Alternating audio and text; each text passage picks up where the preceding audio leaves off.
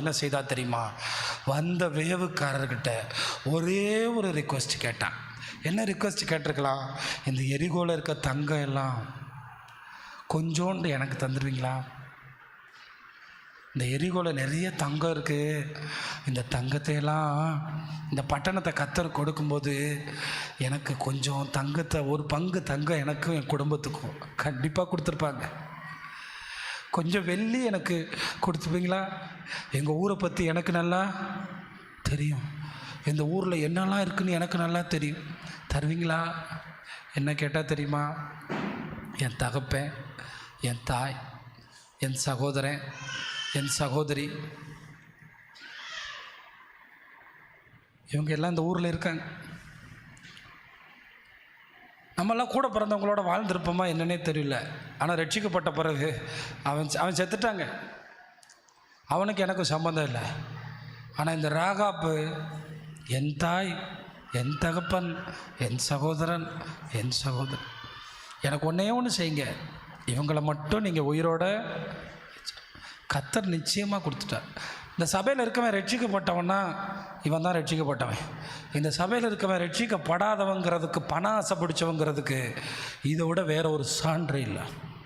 இயேசுநாதருடைய முழு ரத்தமும் உங்களுக்காக சிந்தப்பட்டிருக்கு. நிறைய புருஷனை நரகத்துக்கு தள்ளுறதே நம்ம சபையில் இருக்க யாரு யாரு யாரு? ஆண்டவர் வரும்போது நிற்கிறதுக்கு இடம் இருக்காது. எல்லாருக்கும் இன்றைக்கி எச்சரிப்பாக சொல்லிட்டேன். இவங்கெல்லாம் ஆண்டவரை நம்பல, பரலோகத்தை நம்பல, நியாய தீர்ப்பை நம்பல, ரகசிய வருகை நம்பல. இவங்க பணத்தை தான் நம்புகிறாங்க. அவங்க பணத்தை அவங்களே வச்சுக்கிறட்டும், அவங்க நல்லா வாழட்டும், அவங்க கோடி வருஷம் இந்த உலகத்தில் இருக்கட்டும். ஆனால் நீங்களும் நானும் பிறக்கிறதுக்கு 4000 வருஷத்துக்கு முன்னாடி ஒருத்தி பிறந்தா எனக்கு எதுவுமே தேவையில்லை. இந்த எரிகோ பட்டணம் விடிஞ்சு உடங்கும்போது எங்கள் அப்பா, எங்கள் அம்மா, எங்கள் தாய், என் சகோதரன், என் சகோதரி, என் பிள்ளைங்கள்லாம் இல்லை அவளுக்கு, இவங்களை மட்டும் ரட்சிக்கப்பட்டவன்னா இது மட்டும்தான். ராகாப் சபையில் இருக்கிற ஒரு விசுவாசிக்கு அடையாளம். ராகாப் தேவனுடைய பிள்ளைக்கு அடையாளம். தன்னுடைய உறவுகள் ரட்சிக்கப்படாமல் அவனால் இருக்க முடியாது, அவனால் சும்மா இருக்கவே முடியாது. அதான் சொன்னான். கயிறு கட்டி இறக்கி விடும்போது மறுபடியும் ஞாபகப்படுத்துகிறா, என் குடும்பம், என் பிள்ளைங்க. அந்த கயிறு இறக்கும்போது அப்போ தான் அவங்க சொல்கிறாங்க, நாங்கள் ஒரு கயிறை உங்ககிட்ட தந்துட்டு போகிறோம், சிவப்பு கயிறு. என்ன கயிறு? ஆமாம், இந்த கயிறை உன் ஜன்னலில் கட்டி வை. ஏன்னா உங்கள் ஊரில் இருக்க எல்லா ஜன்னலும் ஒரே மாதிரியே தான் இருக்குது. எல்லா ஜன்னலும் ஒரே மாதிரியே தான் இருக்குது. எந்த ஜன்னலுக்குள்ளே நீ இருக்கேன்னு சரி, எல்லாம் ஒரே மாதிரியே இருக்கான். அதனால் நீ எங்களை இறக்கி விட்ட ஜன்னல் எதுன்னு கூட எங்களால் தெரியாது. இன்னொன்று, நாங்கள் 2 பேர் எங்கே இருப்போம்னு எங்களுக்கு தெரியாது. நாங்கள் கரெக்டாக உன் ஜன்னலுக்கிட்ட தான் இருப்போமான்னு எங்களுக்கும் தெரியாது. பாஸ்டர் எப்போ மேலே போவார்னு தெரியாது. எப்போ உங்கள் வீட்டுக்கு வந்து ஜெபம் பண்ணவர் எங்கே போனார்னு தெரியாது. ஆனால் அந்த சோப்பு கலர் கயிறை மட்டும் எடுத்து நீ ஜன்னலில் கட்டி வச்சிட்டினா, நாங்கள் வரும்போது எந்த ஜன்னலில் சோப்பு கலர் கயிறு இருக்கோ அந்த ஜன்னலில் இருக்கிற உங்கள் குடும்பத்தை நாங்கள் உயிரோடு காத்துக்கொள்வோம். கைகளை தட்டி கர்த்தரை மகிமைப்படுத்துங்க. அல்லேலூயா. ஆனால் ஒரே ஒரு கண்டிஷன், நல்லா கவனிங்க, ஒரே ஒரு கண்டிஷன் என்னன்னா, எந்த இடத்துல சோப்பு கலர் கயிறு இருக்கோ அந்த வீட்டுக்குள்ளே உங்கள் குடும்பம் இருக்கணும். எங்கள் அப்பா எங்கள் வீட்டில் தான் இருப்பேன்னு சொன்னா, உங்கள் அம்மா எனக்கு ஒரு வீடு இருக்குது அங்கே தான் இருப்பேன்னு சொன்னால் நாங்கள் வெட்டிட்டு போயிட்டே இருப்போம். அதனால் இந்த 2 காரியமும் எதை குறிக்குதுன்னா, யார் யாரெல்லாம் சபைக்குள்ளே இருக்கானோ, யார் யாரெல்லாம் இரத்தத்தில் கழுவப்பட்டிருக்கானோ, இயேசுநாதர் வரும்போது அவனை கூட்டிகிட்டு போகாமல் இருக்கவே மாட்டார். கைகளை தட்டி அல்லேலூயா. ஆமாம், அவன் சபைக்கு விட்டு வெளியே போகிறதுக்கு அவன் வச்சிருக்க காரணம் தான் வேலை. அவனை ஆண்டவரை விரும்பி அவன் இங்கே ஒரு அடி வரல. 8 பேரை காப்பாற்றுறதுக்கு பேலை கட்டினான். அந்த 8 பேர் யார் தெரியுமா? பிள்ளை, மனைவி, மருமக. என்னை கேட்குற தேவனுடைய பிள்ளைகளே, சபைக்கு அடையாளமாக பேலையும் சபைக்கு அடையாளமாக ராகாப் வீடு இருக்குது.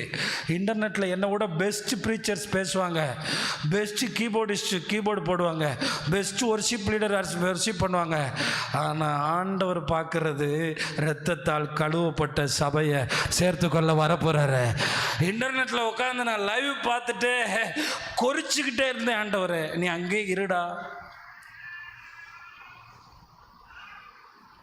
சபை எவ்வளோ முக்கியமானதுங்கிறத 4000 வருஷத்துக்கு முன்னாடி யார் உணர்த்திட்டா?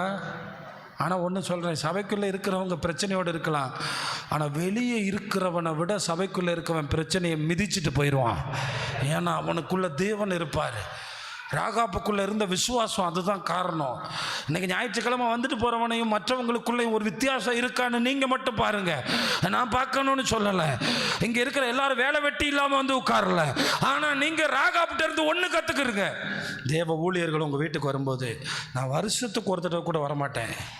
அப்போ வரும்போது டீ போடுறேன், காப்பி போடுறேன் இல்லை, நான் என்ன உங்களுக்கு சொல்ல வர்றேனோ அதை நீங்கள் கேட்கணும். உங்களுக்கு என்ன ஆலோசனையோ அதை நீங்கள் கேட்கணும்.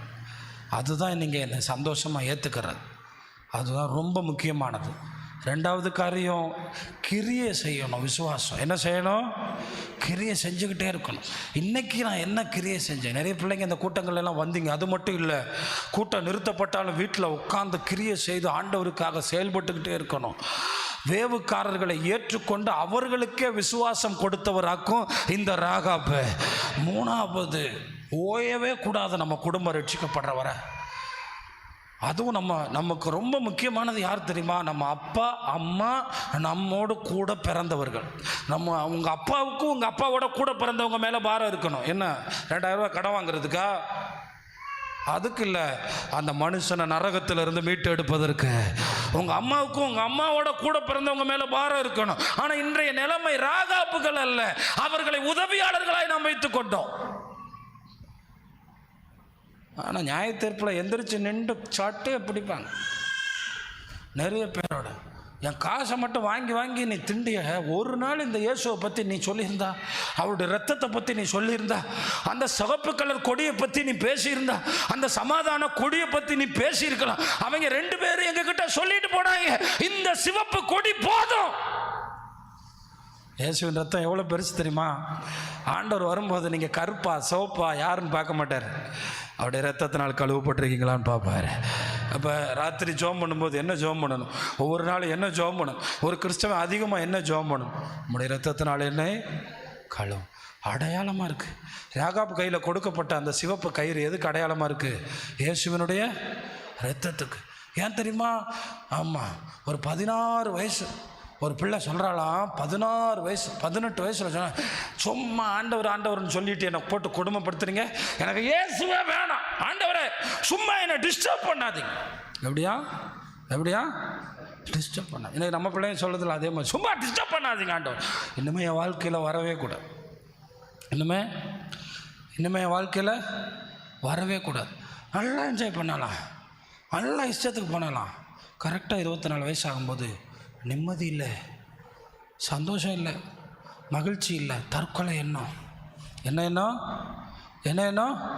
தற்கொலை எண்ணம். ஆனால் தான் இவ தான் சொல்லிட்டாலே, ஆண்டவர் பக்கத்துலேயே வரக்கூடாதுன்னு. தற்கொலை எண்ணம் வரும்போது காப்பாற்றணும்னா யார் வரணும்? கடைசியில் ட்ரெயினில் விழுந்து சாக போகிறேன், நேராக ட்ரெயினுக்கு போகிறா, விழுந்து என்ன செய்கிறதுக்கு? சாகிறதுக்கு. எனக்கு ஆண்டவர் வேணாம். அந்த ஆண்டவர் எவ்வளோ நல்லவருங்கிறத நீங்கள் புரிஞ்சுக்கிறணும். அவர் உங்களை டிஸ்டர்ப் பண்ணுறவர்னு நினைக்கிறீங்க. அவர் ராகாப்பை காப்பாற்றுகிறது மட்டுமல்ல, அவளுக்காக ஆசீர்வாதங்களை ஏற்படுத்தி வைத்தவர். அதை புரிஞ்சுக்கிறணும். ஏற்படுத்தி வச்சார். கடைசியில் போய் ட்ரெயினுக்கு முன்னாடி விழுக பார்த்தீங்கன்னா பயங்கரமான ஒரு சத்தம் கேட்குது. ட்ரெயினை நிப்பாட்டியாச்சு, ரத்தமெல்லாம் தெரிச்சு கிடக்கு. உள்ளே இருக்க ஒரு கேரேஜில் கேட்குறாங்க என்னென்ன. அது ஒரு சின்ன பிள்ளை, வாலிப பிள்ளை தற்கொலை பண்ணிருச்சு. ஒரு கேரேஜில் இருக்க ஒரு அம்மா, ஐயோ ஏசப்பா அந்த பிள்ளைய காப்பாற்றுங்க. எப்படி ஏசப்பா? யார்? அந்த பிள்ளைக்கும் அந்த கேரேஜுக்குள்ளே இருக்கிற அம்மாவுக்கும் சம்மந்தமே எந்த ரத்த உறவும் இல்லை. ஏசப்பா அந்த பிள்ளை செத்துடக்கூடாதுப்பா. நேராக ஆம்புலன்ஸ் வந்துச்சு, வண்டி வந்துச்சு, அந்த பிள்ளை ஏற்றுனாங்க, குற்றுயிரும் கொலையுரமாக கொண்டு போனாங்க. அத்தோட ட்ரெயின் போயிடுச்சு. என்ன ஆச்சுன்னே தெரியாது. அதே ஊருக்கு 6 வருஷம் கழித்து அந்த பிள்ளை பிரசங்கம் பண்ண வருது. அந்த மகாலில் ஒரு அம்மா பின்னாடி உட்காந்துருக்கு. இந்த ஊரில் ட்ரெயின் ஆக்சிடெண்ட்டில் நான் சாக போன நேரத்தில் திடீர்னு நான் அந்த ட்ரெயினில் விழுந்து சாக போகும்போது ஒரு வெளிச்சம் வந்து என்னை அப்படியே தூக்கி கொண்டு வந்து ட்ரெயின் தண்டவாளத்துலேருந்து வெளியே போட்டுச்சு. 2 கையை மட்டும்தான் நான் இழந்தேன். என் உயிரை ஏசப்பா காப்பாற்றிட்டாரு. வர்ற ஒரு கடவுள் நம்ம கடவுள். அல்லேலூயா, அல்லேலூயா. ஆமாம், இப்போ என் கையில் இருக்கிறது பிளாஸ்டிக் கை தான் நான் வச்சுருக்கேன். இது 2மே பிளாஸ்டிக் கை. ஆனால் நல்லா இருக்கேன், உயிரோடு இருக்கேன், ஏசப்பாவுக்கு ஊழியம் செய்கிறேன். 16 வயசில் என்ன சொன்னால், என் பக்கத்திலே எனக்கு நீங்கள் என் ஃப்ரீடத்தை நீங்கள் கெடுக்குறீங்க. ஆனால் 24 வயசில் உயிர் பிச்சை போட்டவர் நம்முடைய ஆண்டவர். அப்படியே பிரசங்கம் பண்ணிக்கிட்டே இருக்கும்போது பின்னாடி ஏப்போ நிறுத்துமா, உனக்காக ட்ரெயினில் இருந்து ஜோம் பண்ணதே நான் தான் சொன்னானா. அல்லேலூயா. உனக்காக அந்த இடத்துல தான் கர்த்தர் நம்மளை வச்சுருக்கேன். உனக்காக ட்ரெயினில் இருந்து ஜோம். உங்கள் வீட்டுக்காரனை பார்த்து சொல்லணும், ரட்சிக்கப்பட்ட சாட்சியாக மாறணுன்னு. ஓய், உனக்காக ஜோம் பண்ணதே, உனக்காக ஜோம் பண்ணது. உடனே இந்த அம்மா மேலே கூப்பிட்டு, உடனே தான் இத்தனை வருஷமாக தேடிட்டுருக்கு. 6 வருஷமாக தேடுறேன். எப்படி நான் தான் அவரை வேணான்னு சொல்லிட்டேனே, என் பக்கத்திலே வராதிங்கன்னு சொல்லிட்டேனே, அப்புறம் எப்படி வந்தார், அப்புறம் எப்படி நான் காப்பாற்றப்பட்டேன்.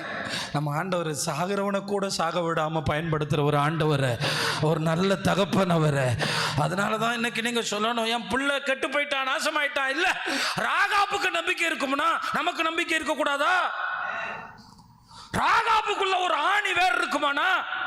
நம்மளாக இருந்தால் எங்கள் அப்பா வருவாரான்னு தெரியலையே. அவர் கொஞ்சம் முரட்டாட்டமான ஆள்.